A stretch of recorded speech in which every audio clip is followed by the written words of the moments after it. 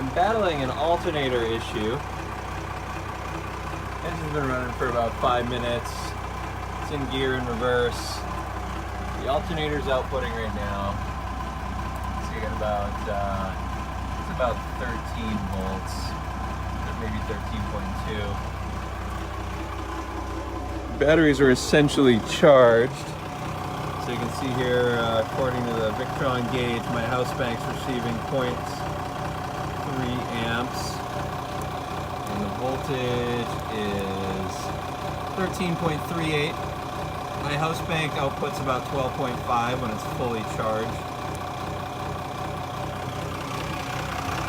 And I've got the amp meter clamped on the alternator cable, the red side. You can see here it's outputting, the alternator's outputting 4.5 amps, which is going into the house bank.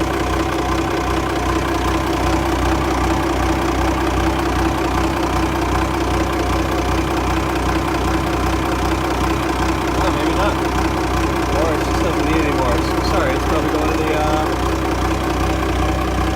let's see here. The house bank, or sorry, the engine start bank is windless. Oh, which one is the engine start? Here. Oh, right here is engine start. I need to make labels. There you go. So I got 2.2 amps going into the engine start.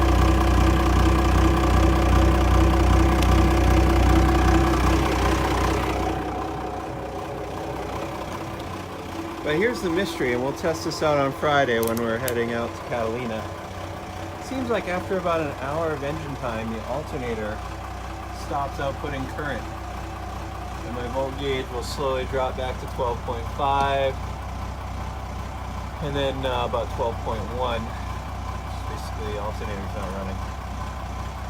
And it's not hot to the touch, so I don't think it's like overloading from working too hard. Unless I have some kind of faulty temperature sensor in the rebuilt alternator.